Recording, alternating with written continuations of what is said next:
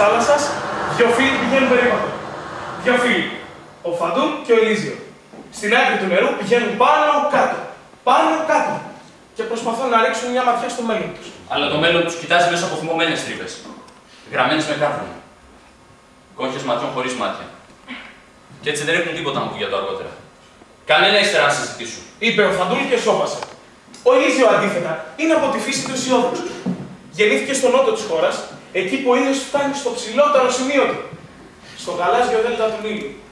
Πολύ νωρίς ένιωσε τη γλύκα από το φουσκωμένο μαστάρι της προβατίνας. Αλλά από φιλία για το Φαντούλ, για να μην δισταριστεί εκείνα το μεμισίμιο στην αυτολύπησή του, σώπασε και εκείνος. Θα σου πω τι βλέπω. Βλέπω τον ουρανό. Και θα μπορούσε να είναι ο ουρανός πάνω από την έρημο. Αλλά ο ουρανός πάνω από την έρημο είναι ψηλός. Και καθαρός και πλατής.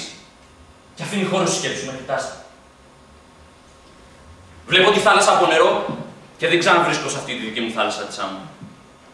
Γιατί η θάλασσα της άμμου τίνεται αργά και όνια. Και εσύ προλαβαίνεις και δεν χάνεις τον τρόπο σου. Ο ουρανός αυτός είναι χαμηλός. Βαριά σύννεφα παραμονεύουν πάνω από το κεφάλι μου. Ακριβώς πάνω από το κεφάλι μου. Σαν να ετοιμάζονται να μου το αρπάξουν με το επόμενο φύσιμα του ανέμου. Η θάλασσα ανήσυχη. Κύματα πρόβλεπτα γεννημένα από τα βάθη μου είναι πάνω μου. Ύστερα φεύγουν παιχνιδιάρια. Μου ανοίγουν την αγκαλιά τους και με καλούν εκεί. Εκεί. Κι εγώ δεν ξέρω πού. Οι άνθρωποι σε αυτό το μέρος είναι θεότεροι. Βγάζουν τα ρούχα τους και κολυμπούν γυμνοί με τέτοιο κρύο. Πού?